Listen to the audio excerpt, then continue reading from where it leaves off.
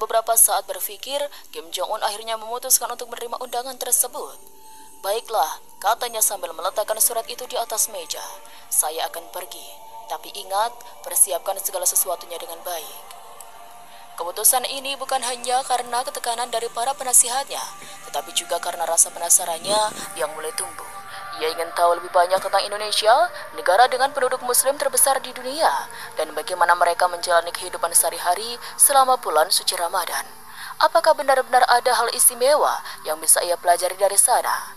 Pesawat yang membawa Kim Jong-un mendarat dengan mulus di Bandara Internasional Soekarno-Hatta, Jakarta. Udara panas dan lembab Indonesia langsung menyambutnya begitu ia langkah keluar dari pesawat. Ini adalah pertama kalinya ia menginjakan kaki di negara tropis seperti Indonesia, dan perbedaan iklimnya terasa begitu mencolok dibandingkan dengan udara dingin di Pyongyang. Di bandara, rombongannya disambut oleh sejumlah pejabat tinggi Indonesia. Mereka tersenyum ramah sambil menjabat tangannya dengan hangat. Ada juga beberapa anak kecil yang mengenakan pakaian tradisional, memberikan bunga sebagai simbol selamat datang. Kim Jong-un sedikit terkejut dengan keramahan ini. Di Korea Utara, penyambutan biasanya formal dan terstruktur, tapi di sini semuanya terasa lebih bersahabat dan spontan. Setelah acara penyambutan singkat, rombongan bergerak menuju hotel tempat Kim Jong-un akan tinggal selama beberapa hari pertama. Perjalanan dari bandara ke pusat kota menjadi pengalaman baru baginya. Ia melihat jalanan yang dipenuhi kendaraan, pedagang kaki lima di tepi jalan, hingga spanduk-spanduk besar bertuliskan selamat menunaikan ibadah puasa. Semua itu sangat berbeda dari suasana Pyongyang yang tertata rapi dan minim aktivitas publik. Saat tiba di hotel, Kim Jong-un mendapat kesempatan untuk beristirahat sejenak, namun ia tidak bisa duduk diam lagi. Rasa penasarannya terhadap bulan Ramadan semakin memuncak. Ia meminta salah satu diplomat mendamping untuk mengajaknya berkeliling kota. Aku ingin melihat langsung apa yang membuat bulan ini istimewa bagi orang-orang di sini, katanya. Mereka pun memutuskan untuk berkunjung ke sebuah area pasar takjil di Bilangan, Jakarta. Pasar ini adalah salah satu tempat favorit masyarakat untuk berburu makanan menjelang buka puasa. Di sana Kim Jong-un melihat barisan pedagang yang menjual aneka hidangan, mulai dari gorengan, kolak pisang, hingga es buah. Bau harum rempah-rempahan dan aroma manis gula merah langsung menusuk hidungnya. Kim Jong-un terlihat heran ketika melihat orang-orang berbondong-bondong membeli makanan tetapi tidak langsung memakannya di tempat. Kenapa mereka tidak makan sekarang? Tanyanya kepada diplomat pendamping. Ini bagian dari tradisi Ramadan, jawab sang diplomat. Orang-orang menahan diri untuk tidak makan atau minum sampai matahari terbenam. Mereka membeli makanan ini untuk disantap nanti saat waktu berbuka. Kim Jong-un mengangguk pelan, mencoba mencerna jawaban itu. Baginya, ide menahan lapar dan haus sepanjang hari demi keyakinan agama adalah hal yang sulit dipahami, tapi ia juga bisa melihat ada sesuatu yang istimewa dalam cara orang-orang melakukannya. Mereka tidak terlihat lemah atau mengeluh, justru penuh semangat dan saling berbagi cerita sambil menunggu azan maghrib berkumandang. Saat matahari mulai tenggelam, suasana di pasar takjil semakin ramai. Orang-orang mulai menyiapkan alas duduk dan membuka bungkusan makanan mereka. Suara azan berkumandang mengisyaratkan bahwa waktu berbuka telah tiba. Kim Jong-un menyaksikan bagaimana semua orang serempak memulai makan dengan tenang, namun penuh rasa syukur.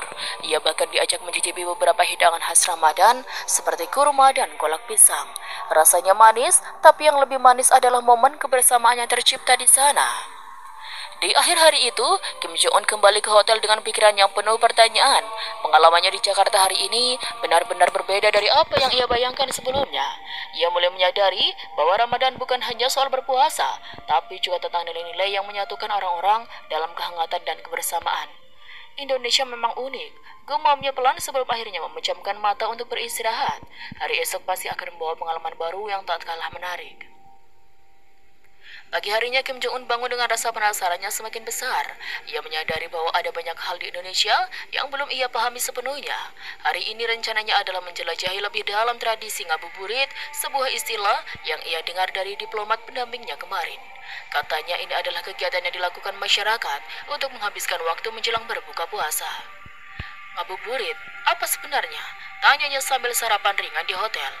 Itu kegiatan santai dilakukan orang-orang saat menunggu waktu berbuka, jawab diplomat itu. Ada yang jalan-jalan, ada yang belanja, atau sekedar ngobrol bersama teman-teman. Intinya mereka mencari cara positif untuk mengisi waktu. Kim Jong-un mengangguk pelan.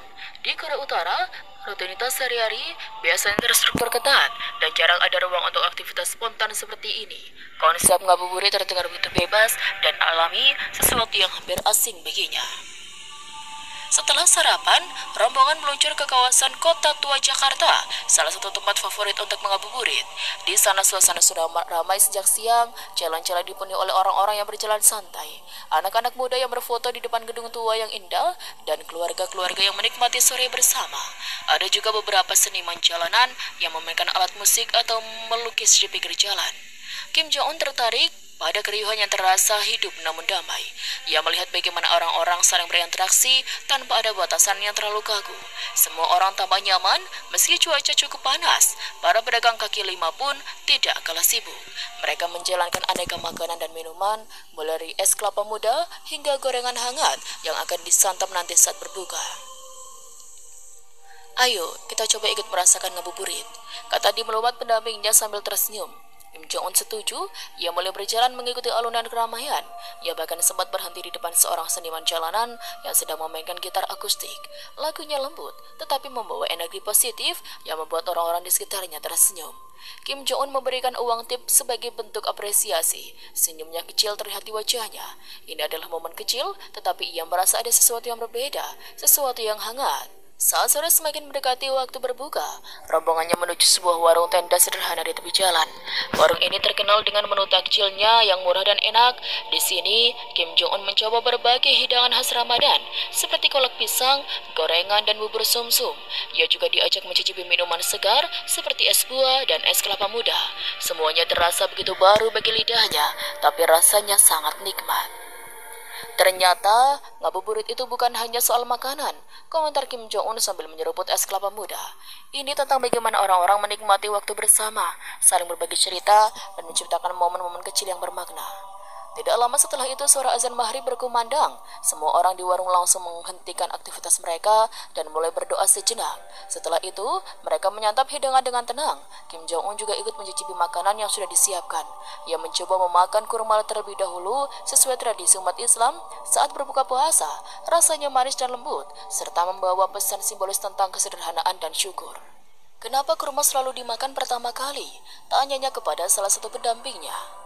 Kurma adalah makanan yang praktis dan cepat mengembalikan energi setelah seharian berpuasa, jawabnya. Selain itu, ini juga mengikuti sunnah Nabi Muhammad SAW yang biasa memulai berbuka dengan kurma. Kim Jong-un mengangguk, mencoba mencerna informasi itu. Baginya konsep sunnah adalah hal baru, tetapi ia bisa melihat bagaimana nilai-nilai agama begitu terintegrasi dalam kehidupan sehari-hari masyarakat Indonesia. Ia merasa ada harmoni yang unik antara keyakinan, budaya, dan interaksi sosial. Di akhir kunjungan hari itu, Kim Jong-un kembali ke hotel dengan pikiran yang penuh refleksi. Pengalamannya di Jakarta hari ini benar-benar membuka matanya tentang bagaimana agama dapat menjadi bagian dari kehidupan sehari-hari tanpa harus membatasi kebebasan individu. Ngabuburit, berbuka puasa bersama, dan kebersamaan yang tercipta di antara orang-orang. Semua itu adalah contoh bagaimana nilai-nilai spiritual dapat hidup berdampingan dengan kehangatan manusia. Inilah keindahan Ramadan, gumamnya pelan sambil merebahkan diri di kasurnya. Aku ingin melihat lebih banyak lagi besok. Hari berikutnya pasti akan membawa pengalaman baru yang tak kalah menarik. Malam itu Kim Jong-un sulit tidur, mungkin karena suasana Jakarta yang berbeda dari Pyongyang, atau mungkin karena pikirannya masih penuh dengan pengalaman baru yang ia alami sepanjang hari. Ia memutuskan untuk keluar ke balkon hotelnya untuk menikmati udara malam, namun belum lama ia berdiri di sana, suara indah mulai terdengar dari kejauhan. Awalnya ia tidak yakin apa yang sedang ia dengar. Suara itu lembut seperti nyanyian, tetapi juga mengandung irama dan melodi yang khas. Suara itu semakin mendekat hingga akhirnya ia bisa mendengarnya dengan jelas. Ternyata suara itu berasal dari sekelompok anak muda yang berjalan di jalanan sambil membawa alat-alat musik tradisional. Mereka menyanyikan lagu-lagu religi yang disebut dendang sahur, sebuah tradisi untuk membangunkan orang-orang agar bersiap-siap makan sahur sebelum memulai puasa di pagi hari. Kim Jong-un tertegun. Ia tidak pernah mendengar sesuatu seperti ini sebelumnya. Suara gendang, rebana, dan alunan vokal mereka begitu harmonis, menciptakan suasana yang damai dan penuh makna. Ia bahkan merasakan bulu kuduknya berdiri saat mendengar lirik-lirik yang dipenuhi dengan pesan spiritual, seperti tentang cinta kepada Tuhan, kasih sayang kepada sesama, dan harapan akan kebaikan di masa depan. Apakah ini bagian dari Ramadan juga? Tanyanya kepada salah satu diplomat pendampingnya yang datang ke balkon setelah mendengar suara itu. Ya, ini adalah tradisi membangunkan sahur. Di banyak daerah di Indonesia, anak-anak muda sering berkumpul untuk menyanyikan lagu-lagu religi sambil berkeliling kampung. Ini bukan hanya cara untuk membangunkan orang, tapi juga bentuk dakwah dan ekspresi keimanan. Jawab diplomat itu sambil tersenyum. Kim Jong-un mengaku pelan. Ia mencoba mencerna penjelasan itu sambil terus mendengarkan suara yang semakin dekat. Akhirnya, rombongan anak muda itu melewati jalan di depan hotelnya. Ia bisa melihat wajah-wajah mereka yang ceria meski malam sudah larut. Ada yang memainkan alat musik, ada yang bernyanyi, dan ada yang sekedar tersenyum ramah kepada orang-orang yang mereka temui di jalan. Mereka tampak sangat bahagia, komentar Kim Jong-un. Itu karena mereka melakukannya dengan hati, kata diplomat itu. Bagi mereka, ini bukan sekedar kewajiban, tapi juga ibadah. Membangunkan orang-orang makan sahur adalah bentuk kepedulian kepada sesama. Kim Jong-un merasa ada sesuatu yang dalam dari tradisi ini. Di Korea Utara, aktivitas malam biasanya sepi dan terstruktur. Jarang ada keriuhan publik seperti ini, apalagi yang dilakukan dengan niat mulia. Baginya ini adalah contoh nyata bagaimana agama dapat menjadi inspirasi bagi tindakan positif yang menyatukan masyarakat. Keesokan paginya, Kim Jong-un memutuskan untuk bangun lebih awal agar bisa merasakan langsung momen sahur. Diplomat pendampingnya menjelaskan bahwa sahur adalah waktu makan sebelum matahari terbit, ketika orang-orang mengisi tenaga untuk menjalani puasa sepanjang hari. Ia diajak ke sebuah rumah warga yang lokal, ramah untuk ikut serta dalam sahur bersama. Di sana Kim Jong-un melihat bagaimana keluarga itu berkumpul di meja makan. Mereka menyantap hidangan sederhana seperti nasi, sayur, dan telur, serta teh manis hangat. Meski makanan tidak mewah, suasana di meja makan begitu hangat dan penuh canda tawa. Sebelum makan, mereka berdoa bersama, mengucapkan rasa syukur atas rezeki yang diberikan. Inilah saat yang istimewa, kata kepala keluarga itu kepada Kim Jong-un. Sahur bukanlah hanya soal makan, tapi juga tentang memperkuat hubungan dengan keluarga dan Tuhan. Kim Jong-un mengangguk pelan. Ia mencicipi makanan yang disajikan dan merasakan betapa sederhananya hidup bisa begitu bermakna jika dilakukan dengan niat yang baik. Ia juga merasakan pentingnya waktu bersama keluarga, sesuatu yang jarang ia rasakan karena kesibukannya sebagai pemimpin bernegara.